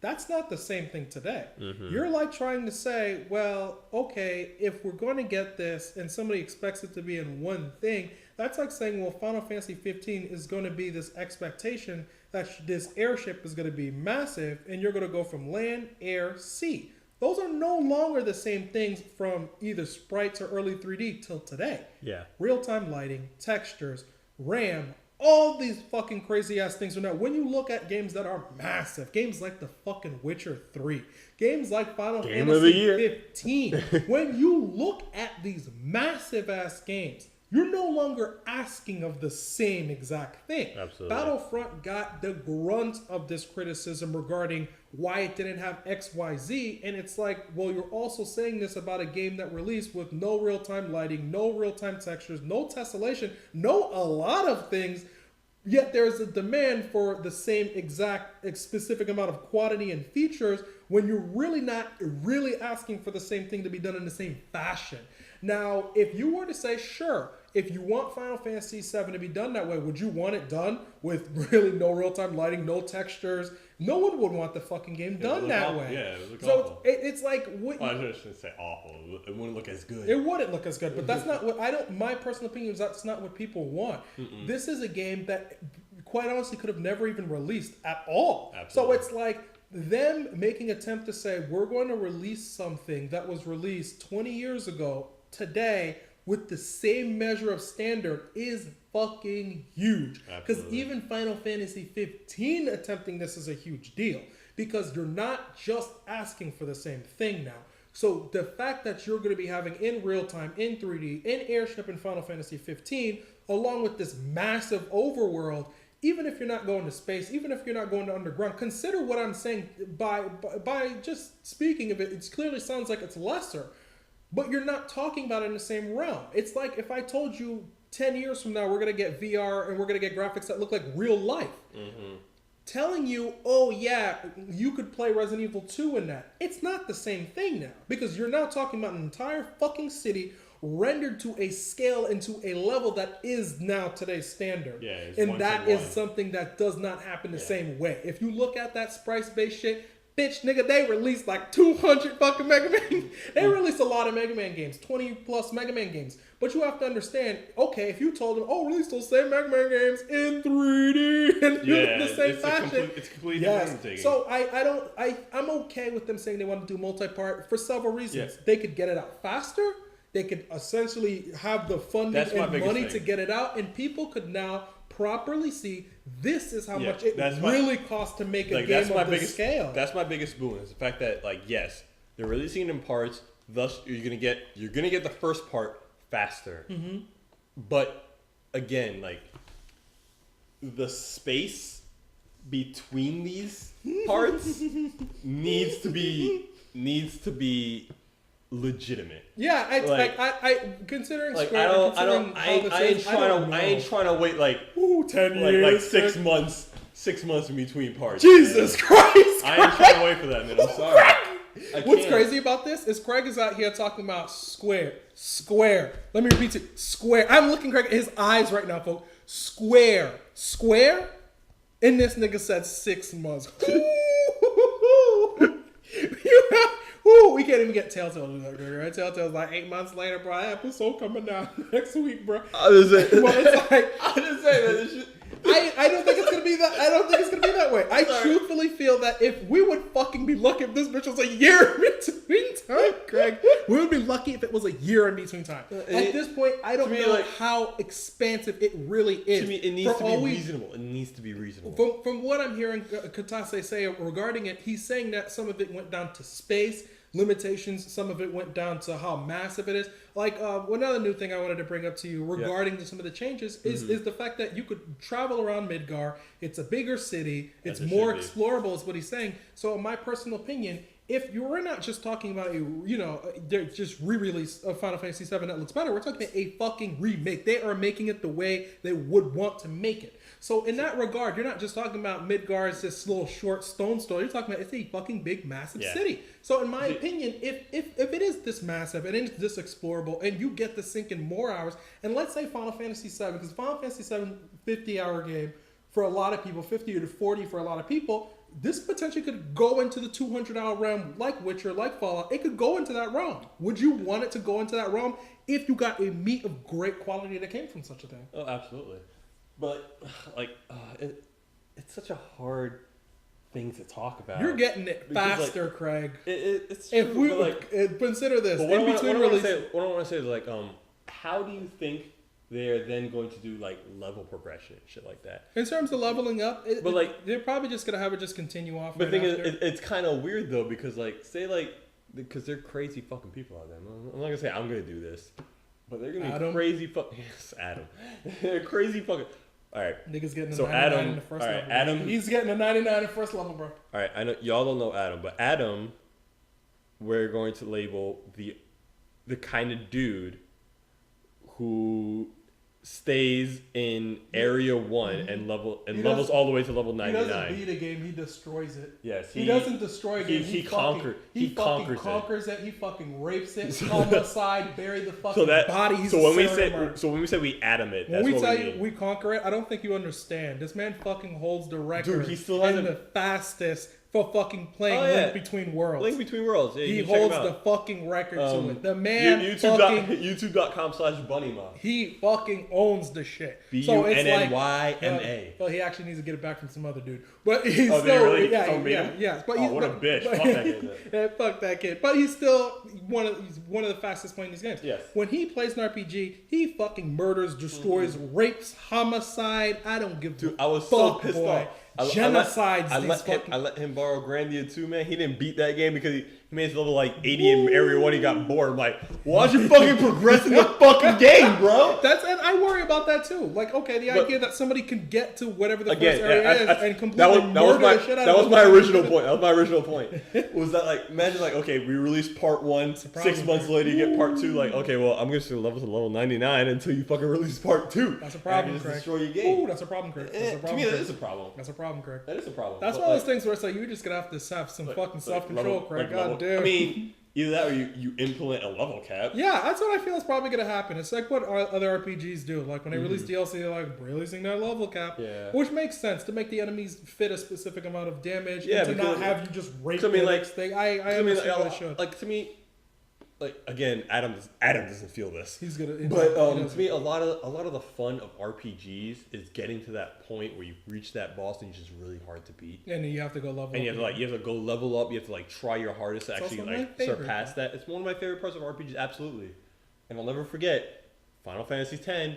Fighting Everay on the airship was one of the hardest things in the world for me. That was for me too. That's actually where I started like doing like level up, like that little area that's like inside the ship. Yeah, there's like one area inside the ship that allows you to fight battles. And you have to fight those Hematama motherfuckers. Yeah. So that is a part that I also did too. So it's like you have to. I get why that's there for. We'll hear or see more like when they kind of start talking more about how they're going to implement the sexual part. I really hope they implement a level cap though. Yeah, I'm assuming they probably will.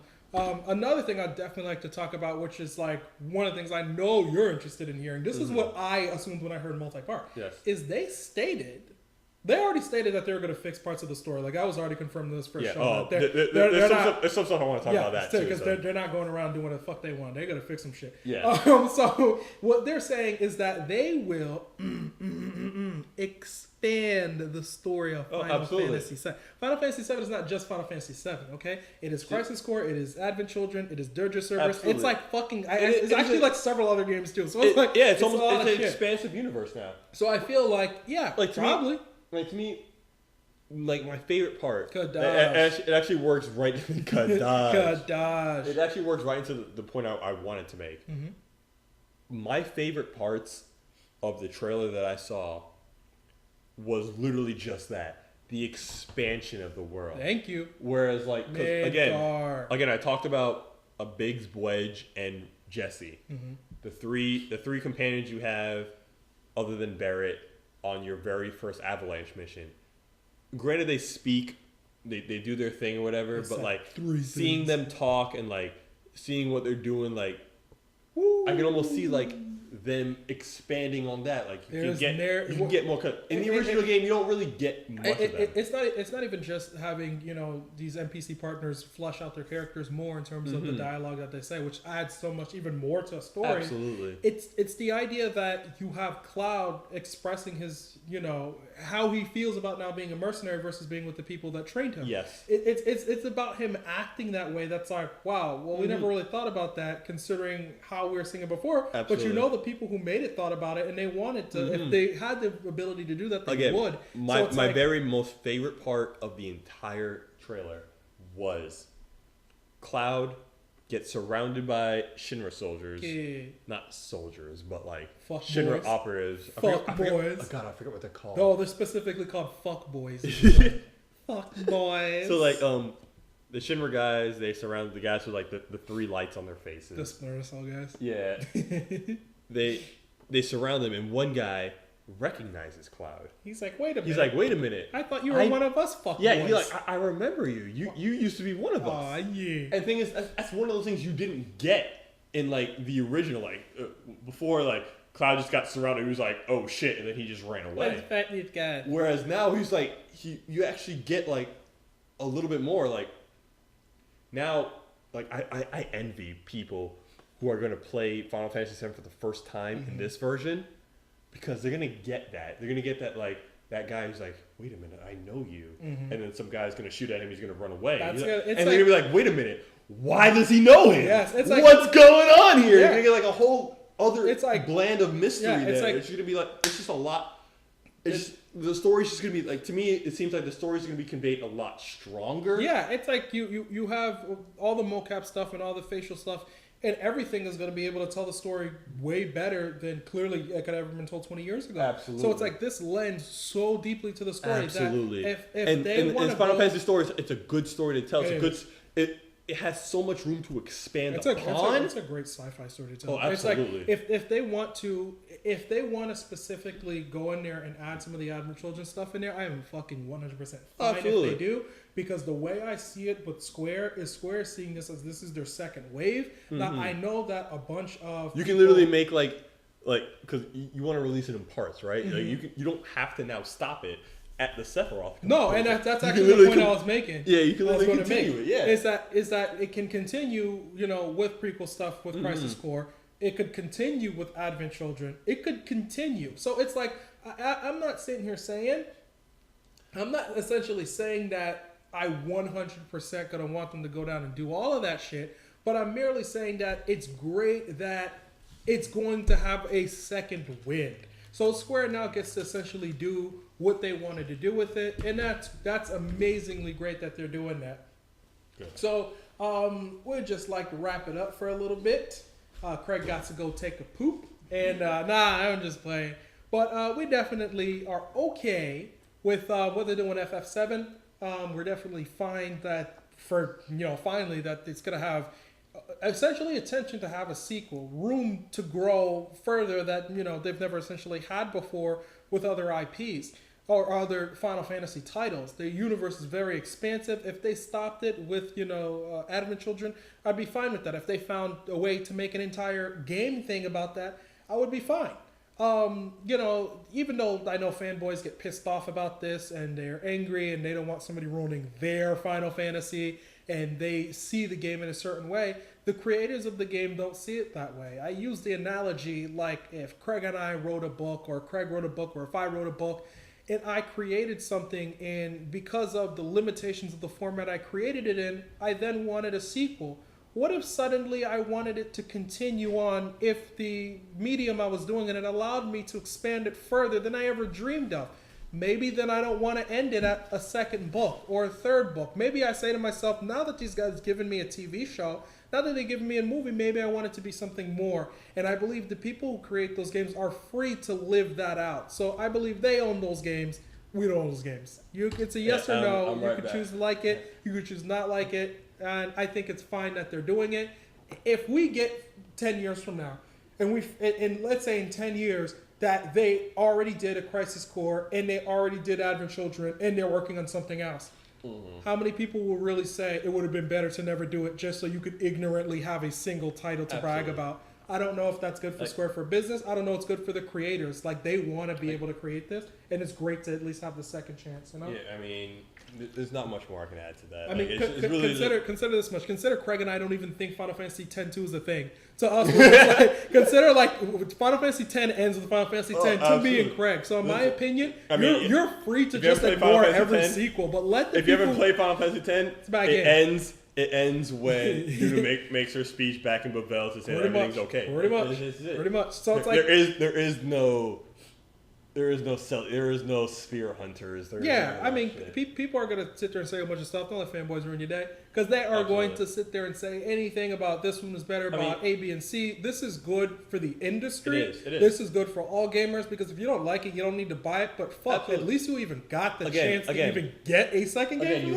Come on, bro. If you want your Final Fantasy experience that you remember my nigga, I would want Final Fantasy IX too, my nigga. What happened to Sayate? No, I'm Kirby. If you remember, if you want your Final Fantasy VII from back in the day, you have that. Bruh. All I gotta say is you have it. Ooh, I got goosebumps. Craig just made a Dawn Maverick moment right there. And that bitch, she was like, you got what you want. You have what you want. Yeah, it's called Final Fantasy VII. But if you're ready to join the rest of us in the expanded universe, then it's available to you too, and it's going to be the Final Fantasy VII remake. Mm-hmm. You're just going to have to deal with a little faster paced gameplay. Mm-hmm. That's all I got to say. We just have to say deal with it. Damn, we hit 2 fucking Xbox One announcement memes on this one, Craig. We hit a Dawn Maverick meme, and we hit the deal with it. Oh, Lord. Hey, y'all boys just going to have to deal with it. And, this what it is. Your boy Ed. It's your boy Craig. And, yeah. Again. That's it. It is what it is. It's what it is.